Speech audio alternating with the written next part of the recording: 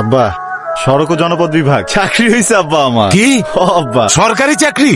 হায় আল্লাহ, তুমি এতদিনে আমার পোলার দিকে মুখ ফিরে চাইলাম। আমার পোলা এত কষ্ট করছে, আমি এত কষ্ট করছি। বাবা, তোর সরকারি চাকরি হয়েছে। বাবা, তুই পরিশ্রম করছস, আল্লাহ তোরে চাকরি দিছে, সরকারি চাকরি। এখন তোর দায়িত্ব ঠিক মতো কাজ করা। আরো বড় হবি বাবা, আমার মুখ উজ্জ্বল করবি। আমার বুকে আয় বাবা। আমি দোয়া করি তুই অনেক বড় হ, আল্লাহ তোকে অনেক বড় করুক। মা, তুমি আমার জন্য অনেক কিছু করছো, আমি কখনোই তোমাদের জন্য কিছুই করতে পারিনি। এবার একটু বেশি বেশি দোয়া করো, আমি যেন কিছু করতে পারি। দোয়া তো করি। আজকে আমি অনেক খুশি, তোর সফলতা আমাদের সফলতা। তুই চাকরি পাচ্ছিস, আমাদের কিছুই লাগবে না, আমরা এমনিতেই অনেক খুশি। আব্বা, একটা কথা বলবো? বল। সবাইকে তো একটু জানাইতে হবে চাকরির বিষয়টা। ও নিয়ে তোরে ভাবতে হইব না, আমি গোবিন্দ গোষ্ঠ বইলে আসছি। ও 20 কেজি সেনার ভালো মিষ্টি পাঠাইয়া দিব। এবার খুশি তো? অনেক খুশি। তাইলে তোমরা একটু কথা বলো, আমি একটু আসতেছি। একটু আসি মানে? মাত্রই তো আসছিস, আবার যাবি কোথায়? অফিসিয়াল কাজে থাকো, আমি পরে কথা বলতেছি। আরে ভাত খেয়েও গেল না। আরে বোঝো না, কোথায় গেছে বোঝো না? আকবর মাস্টারের মেয়ে। তোমার না মুখে কিচ্ছুই আটকায় না। হয়েছে আনসারও? না, ছাড়বো না, ভাল লাগতেছে এখানে কিছুক্ষণ থাকি। বুঝতেছো না কেন? সন্ধ্যা নামতেছে না? আনসারও? 5 মিনিট। আমি তো চাই তুমি সারাদিন রাতে এইখানেই থাকো, কিন্তু চাচি রাজি হবে না। রাজি হবে না কেন? 100 কিলোমিটারের যে রাস্তাটা হবে ওইটার ফাইল স্যার। আপনি কি ছুটিতে আছেন? এই অবস্থা কেন কাপড়ের? Sorry sir. কালকে থেকে ঠিক করে আসবেন। স্যার আসসালামু আলাইকুম। ওয়ালাইকুম আসসালাম। আসসালামু আলাইকুম স্যার।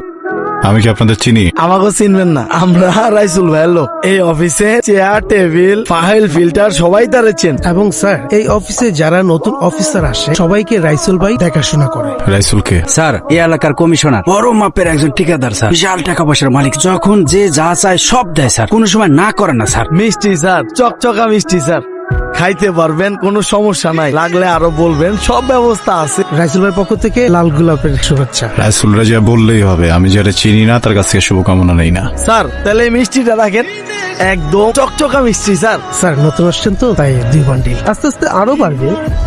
ঘুষ দিতেছেন? না না স্যার, ঘুষিও বকে, মিষ্টি দিলাম।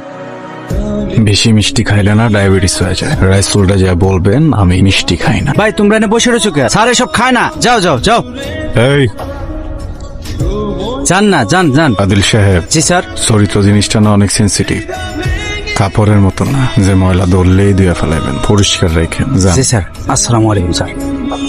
রাফি আমার একমাত্র ছেলে, ওর মতো ভদ্র আপনি একটাও খুঁজে পাবেন না। আমি তো ওকে চিনি, ওর মতো মেধাবী আর ভদ্র ছেলে আশেপাশে আর একটাও খুঁজে পাওয়া যাবে না। আমার মেয়ে তো ওর গল্প প্রায়ই করে আমার কাছে। আমার ছেলের যখন চাকরি হয়ে গেছে আর ওরাও দুজনকে পছন্দ করে, আপনার যদি অনুমতি থাকে সামনের মাসে ওদের বিয়ে করা দিই। হ্যাঁ। খুব তাড়াতাড়ি হয়ে যাবে না? টাকা পয়সার একটু জোগাড় যন্ত্র করতে হবে। আরে টাকা পয়সার কথা ভাববেন না তো, যে বিয়াতে যত কম খরচ সে বিয়াতে বরকত তত বেশি। আমাকে তো মায়া নাই, ও আমাদের কাছে মায়ার মতোই থাকবো।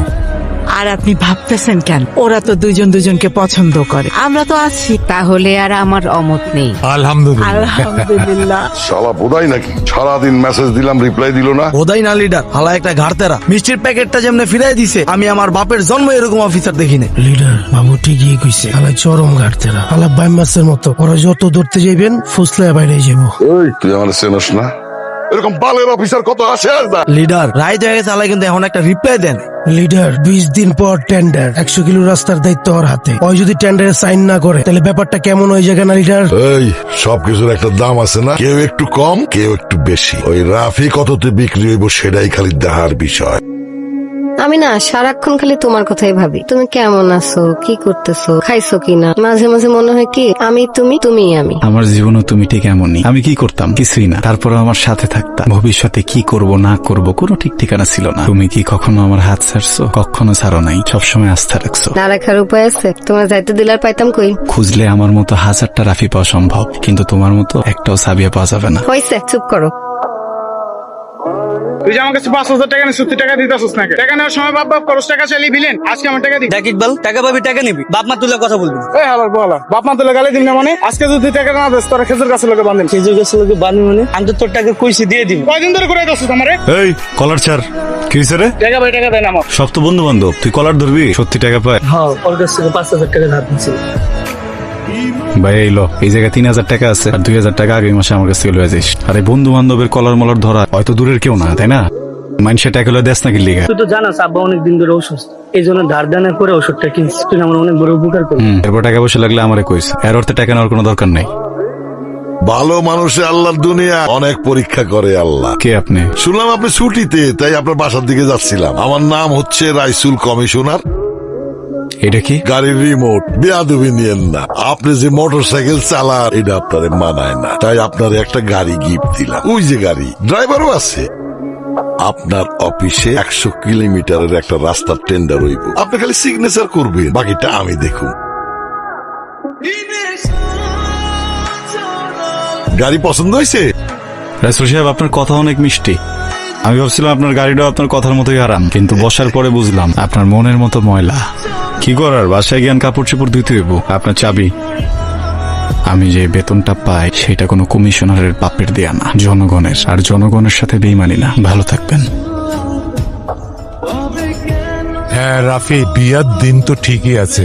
আমি ভাবছি 200 জনের আয়োজন করু, একটা মাঝারি সাইজের গরু কিনুম আর চাল কিনুম 1 মন। বাসমতি কিনতে হইব, মানুষজন খাওয়াবো, একটু ভালো খাইতে হইব না? আচ্ছা, তোর কি আর কাউরে বলার ইচ্ছা আছে? অফিসের 2 জনের বলা লাগতে পারে। ঠিক আছে। তোর নতুন চাকরি ছুটি দিতে পারবি তো আব্বা? হেড অফিস থেকে ফোন। আসসালামু আলাইকুম স্যার। কার সাথে কিভাবে কথা বলতে হয় জানো না? ফাজলামি করো। আর কয়দিন চাকরি করো, কি বোঝাতে চাও তুমি? রাইসুল একজন পরীক্ষিত ঠিকাদার, ওর সাথে তোমার তো ঝামেলা কিসে? তুমি যত দ্রুত পারো অফিসে এসে সব ঝামেলা মিটাবে, ওকে? কেমন আছেন ভাই? ভালো। কেন আসছোস? মানে এই রুমটাতে যে ঢুকছোস অনুমতি নিছিলি? এই চেয়ারটাতে যে বসছস অনুমতি নিছিলে? 16 বছর বাপমা পড়াইছে, তারপরে চেয়ারে বসছি তোদের গোলামি কাটার জন্য। তুই কি ভাবছো তুই টাকা ফালাবি আর তোর এই কুত্তার মতো আমি তোর পিছে পিছে ঘুরুম? এই রাস্তা তোর বাপের টাকা দিয়ে হইতেছে না, আমজনতার লগে আমি বেইমানি করুম না। বাইরো বাইরো। এমপি, মন্ত্রী, অফিসার, ঠিকাদার সব আমার পকেটে। এই টেন্ডার পাওয়ার জন্য সবাই আমার সহযোগিতা করবো, আপনি খালি সিগনেচার করবেন। কত চান? মাহবুব স্যার আপনার কিছু কয় নাই? কন কত চান? সব মিলিয়ে মার্ডার করছি 27টা। সিগনেচার দিলে বাঁচবি, না দিলে 28 নাম্বারে তুই। টনি ফোন দিছিল, কোন খারাপি, রাহাজানি, রেপ এইগুলি কইরা বেড়ায়। আমার আপনা মানুষ, 2 দিন সময় দিলাম, এর ভিতরে সিগনেচার করলে ভালো, আর না করলে কি হবে আমি কিচ্ছু জানি না। আসসালামু আলাইকুম ভাই। ওয়ালাইকুম আসসালাম। শিউলি, কি অবস্থা তোমার? আপনি তো জানেন আমি ঢাকা ইউনিভার্সিটিতে ভর্তি হয়েছি। হলের সংকট, আব্বা চেষ্টা করতেছে টাকা জোগাড় করা, সবাই আমার আপনার কথা করলাম। কি করলে সুবিধা হয় তোমার কও? একটু থাকার ব্যবস্থা হইতো। শিউলি, আসলে ঢাকা শহর তো আমগো এই জায়গার মতো না, অনেক কঠিন একটা শহর। আচ্ছা, তোমার যদি আমি প্রত্যেক মাসে 5000 টাকা করে দিই, 6 মাস চালা নিতে পারবা না? জি ভাই, পারবো ভাই। চাচারে আমার কাছে পাঠানোর কোনো দরকার নেই, তুমি এসে টাকাটা নিয়ে যাও। আর গ্রামের কাউরে করার দরকার নেই, এই টাকাটা তুমি কোত্থেকে পাইতেছো? জি ভাই, থ্যাংক ইউ। যাও। রাফি,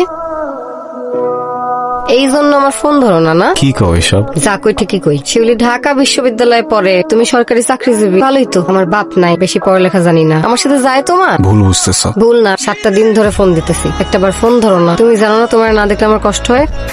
তারপর একটাবার ফোন দাও না, কেমনে পারো তুমি? হ্যাঁ, তোমার লগে একটু কথা আছে আমার। বিয়েটা কয়টা দিন পিছানো যায় না? আমার অফিসে অনেক ঝামেলা, কয়টা দিন একটু। ও এখন আমার থেকে তোমার অফিস বড় হয়ে গেছে, তাই না? আমার না মন বলতেছিল যে এরকম কিছু একটা হবে। আমার মন ঠিকই বলতেছিল, আমিই বুঝি নাই রাফি।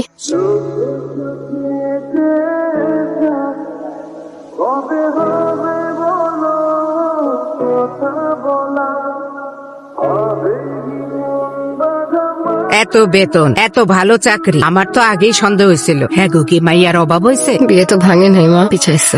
পিছাইছে, সবাইরে দাওয়াত দেওয়া শেষ, এখন কয় বিয়া পিছাও। বুঝি না আমি কিছু, সুসময় আইছে তো, এর লেগা তোর মতো দুঃসময়ের বন্ধুরে ভুইলা গেছি। দেখ গিয়া বড় লোকের মাইয়ার পিছে ঘুরতেছে। মানুষের আমি কি কমু? ছোট হইলাম না আমি? এই পাইছো রে? না, ফোন ধরে না তো, ফোন বন্ধ। বন্ধ? আমার মনে হয় জরুরি কোনো কাজে ব্যস্ত আছে। আচ্ছা, তুমি এক কাজ করো, সাবির একটা ফোন দাও না। মা, রাফি তোমারে ফোন করছিল? না, আমাকে তো ফোন দেয় নাই। বিকেল থেকে ওরে ফোন দিতেছে, কিন্তু ফোন বন্ধ। কি করবো এখন কও তো? আমার ছেলে তো কোনোদিন এমন করে না, তুমি একটু খোঁজ করো না। আচ্ছা ঠিক আছে, আমি যাইতেছি। দর্শক, এই মুহূর্তে দাঁড়িয়ে আছি নিখোঁজ সরকারি কর্মকর্তা রাফির বাড়ির সামনে। শোনা যায় কিছুদিন ধরে রেড কল এসেছিল তার ফোনে, কিন্তু রাফি অন্যায়ের কাছে মাথা নত করেননি। আপনি তো রাফির বাবা, আপনি কি পুলিশের কাছে কোনো কমপ্লেন করেছিলেন? হ্যাঁ, কিন্তু কোনো লাভ তো হয় না।